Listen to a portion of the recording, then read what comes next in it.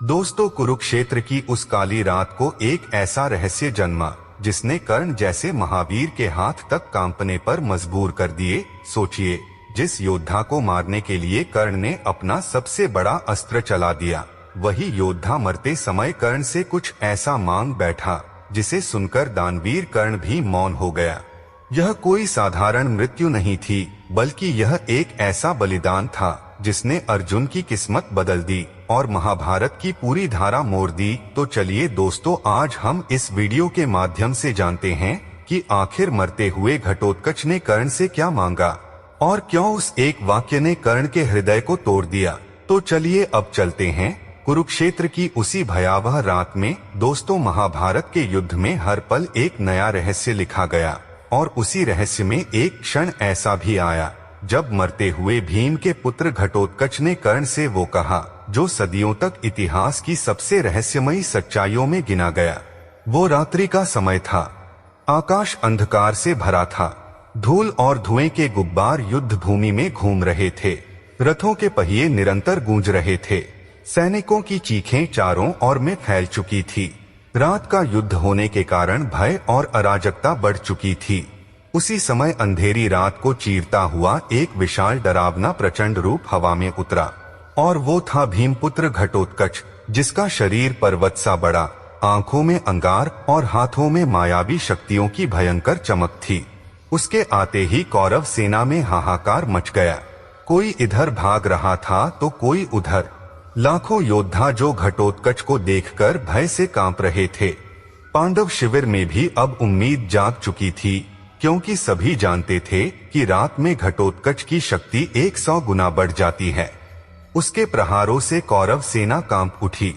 वह कभी आकाश में चढ़ता, कभी अचानक धरती पर उतरता, कभी दैत्यों जैसा रूप ले लेता तो कभी हजारों हाथों जैसा भ्रम रचकर अपने दुश्मनों को भयभीत कर देता। तब दुर्योधन भयभीत होकर कर्ण की ओर मुड़ा और बोला, हे मित्र, यदि आज इस राक्षस पुत्र को नहीं रोका गया तो कौरव सेना सुबह होने से पहले नष्ट हो जाएगी। कर्ण यह सब देख रहा था। उसके मन में द्वंद्व था। वह जानता था कि घटोत्कच को रोकने के लिए उसे वह दिव्य अस्त्र शक्ति इस्तेमाल करना पड़ेगा जो वह अर्जुन के लिए बचाकर रखा था।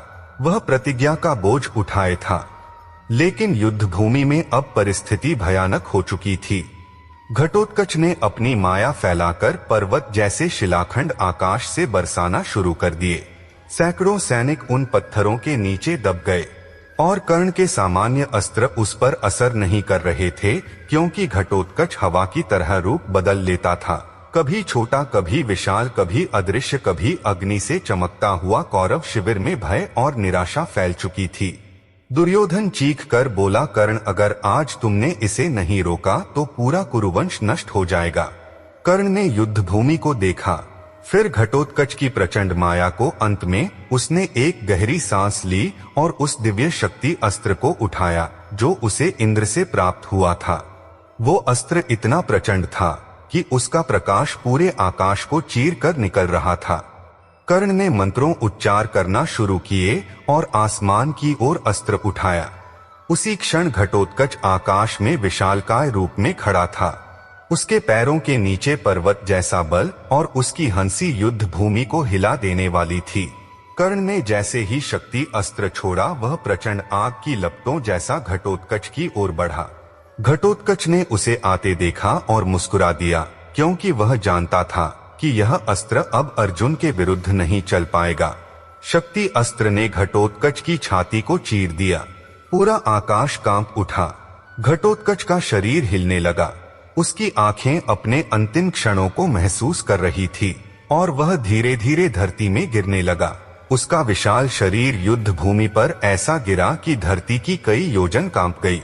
पांडव सेना मौन थी, कौरव सेना थर्रा गई।